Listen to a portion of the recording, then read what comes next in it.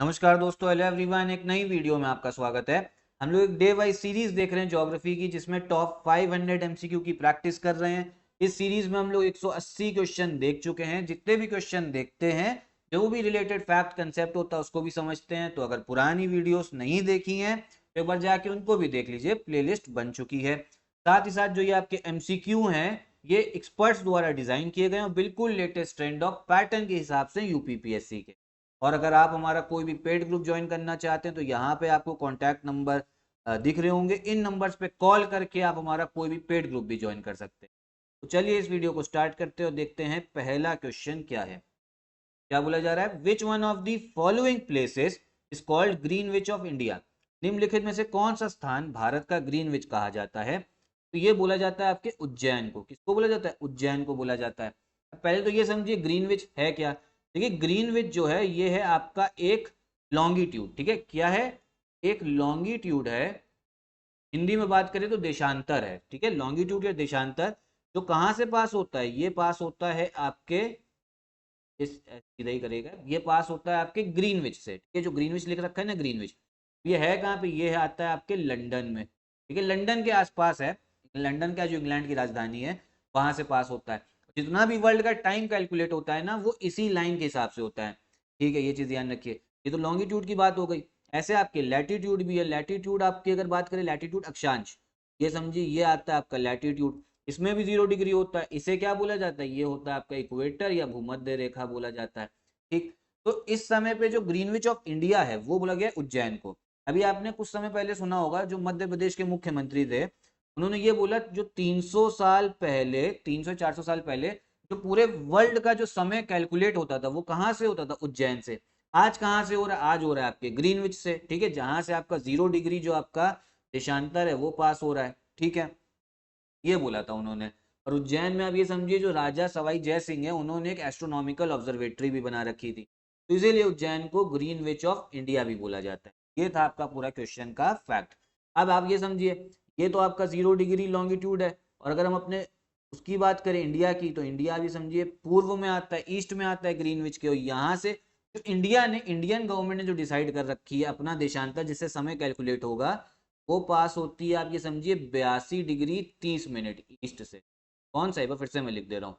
82 degree 30 minute, 82 degree 30 minute east पूर्व से पास होती है। और अगर इनके बीच का समय देखें कितनी आगे हम लोग आगे हैं, जो भी चीज अगर आपका जो भी जगह पूर्व में होगी ना, ईस्ट में, वो आगे होगी समय में। ठीक है, कितना आगे हम लोग आगे 5 घंटा 30। इतनी बात जो है ध्यान रखें। अगला क्वेश्चन देखते हैं। Which of these is the highest peak of south India. इनमें से कौन दक्षिण भारत की सबसे ऊंची चोटी है? तो दक्षिण भारत सबसे ऊंची चोटी है वो है आपकी अन्नाई मुड्डी। ठीक है, अन्नाई मुड्डी। ये आती कहाँ पे आपकी? ये है आपके केरला राज्य में, केरला में पड़ती है।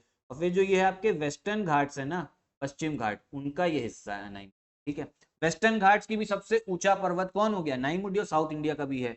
अब एक बार ये देख लेते हैं, वेस्टर्न घाट्स की बात हो रही है तो वेस्टर्न घाट्स पास कितने राज्यों से होते हैं? टोटल पास होते हैं आपके 6 राज्यों से, 6 स्टेट से पास होते हैं। ये आपको पता होना चाहिए, एग्जाम में पूछ लेगा। पहला तो हो गया आपका गुजरात हो गया। एक बार समझते हैं।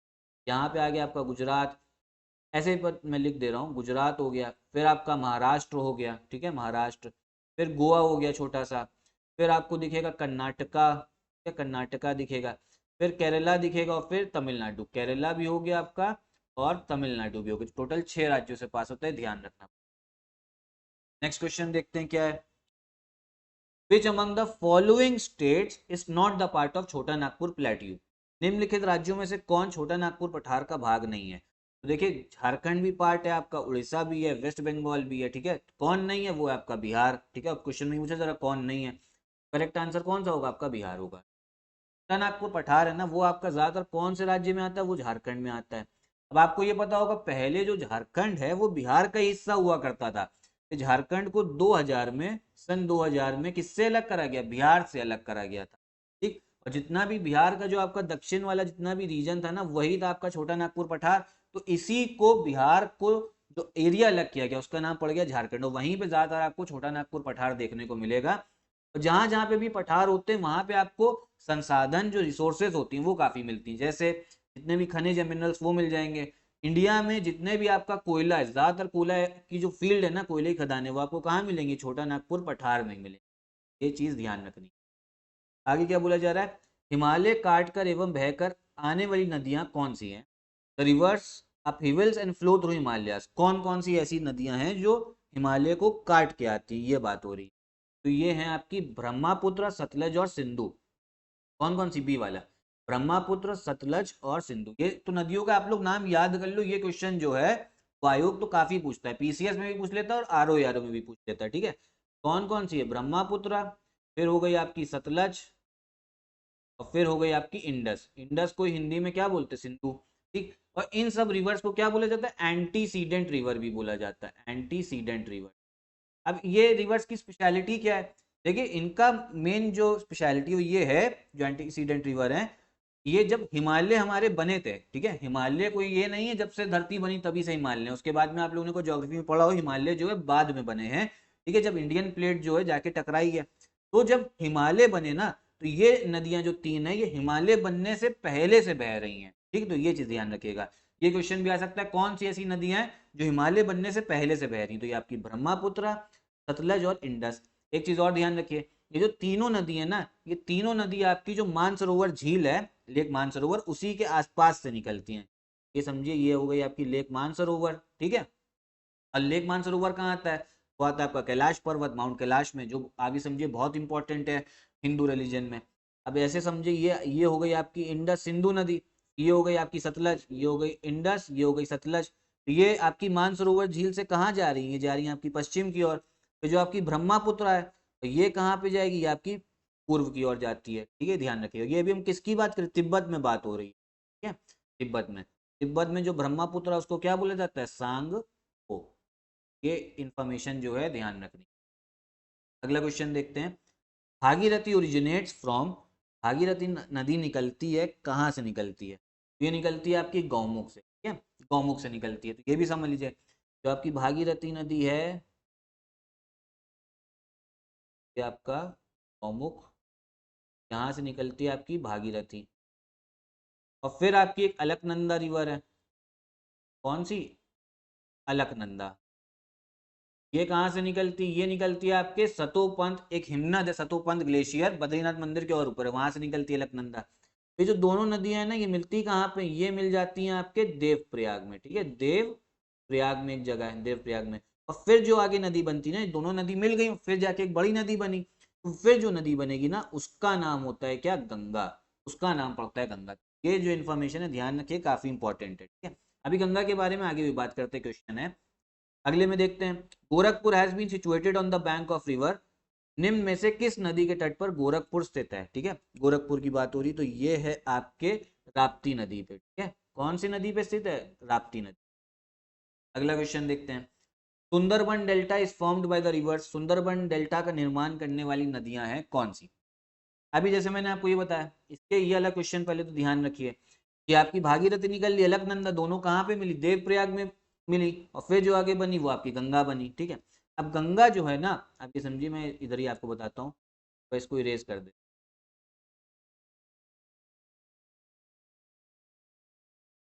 फिर जो आपकी गंगा नदी जो है आगे बनी। अब गंगा नदी जाती जाती है, अलग अलग राज्यों से बहते हुए जाती है। ठीक है, फिर जो है ये जो फरक्का बैराज है, ये फरक्का बैराज आपके कहाँ पर आता है? ये पड़ता है आपके पश्चिम बंगाल में, फरक्का बैराज। वहां से ये दो अलग अलग शाखाओं में बढ़ जाती है, दो अलग अलग डिस्ट्रीब्यूटरी में।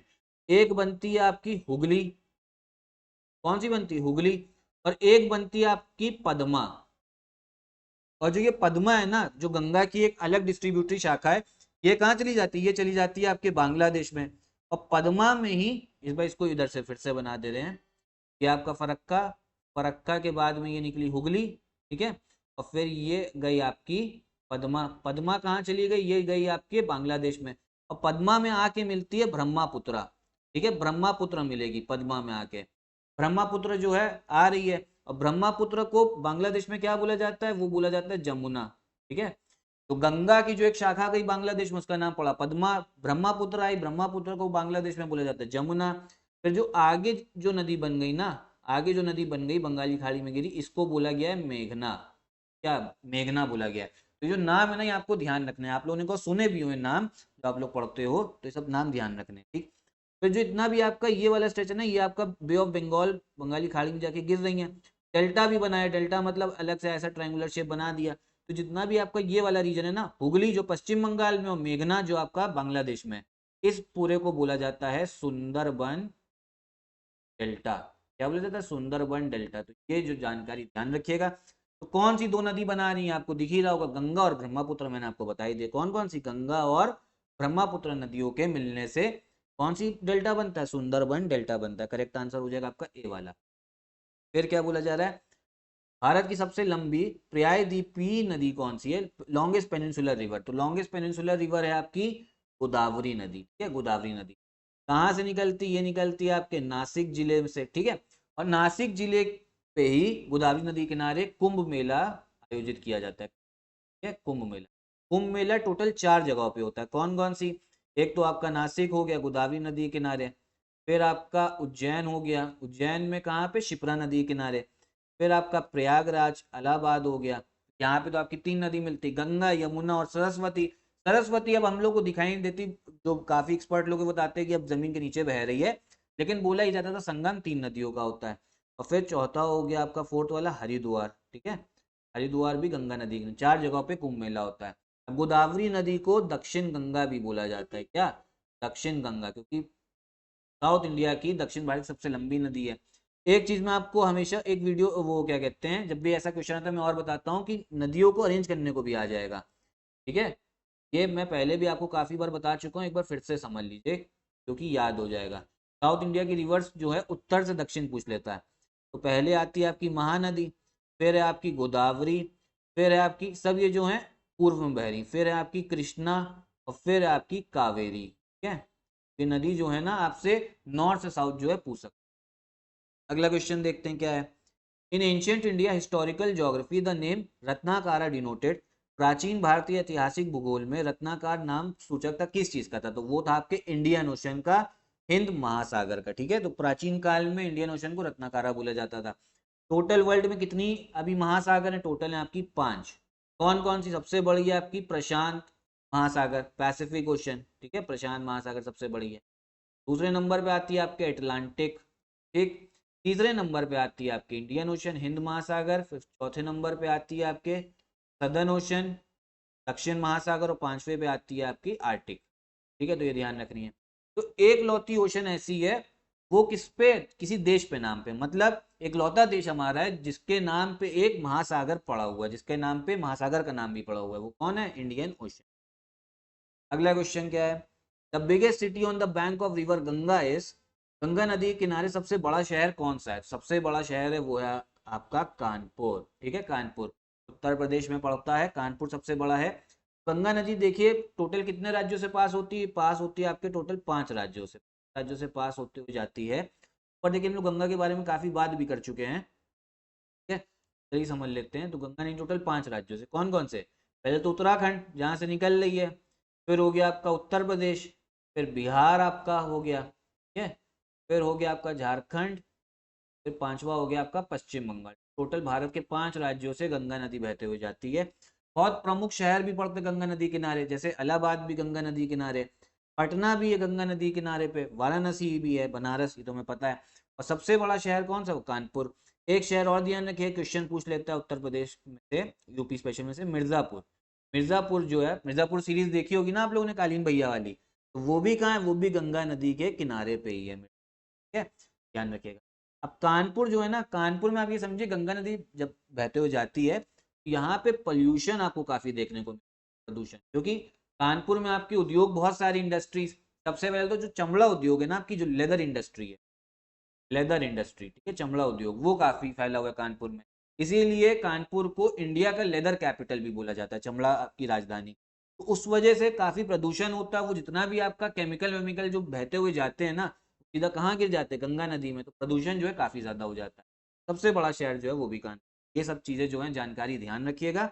यही थे आपके वीडियो में क्वेश्चंस। आपको वीडियो अगर पसंद आई हो तो लाइक करिएगा, चैनल सब्सक्राइब। आगे भी सीरीज से जुड़े रहिए, आपका जितना भी सिलेबस है सब कुछ क्वेश्चंस के माध्यम से अच्छे से कवर हो जाएगा। यहीं पे मैं वीडियो भी खत्म करता हूँ। नमस्कार।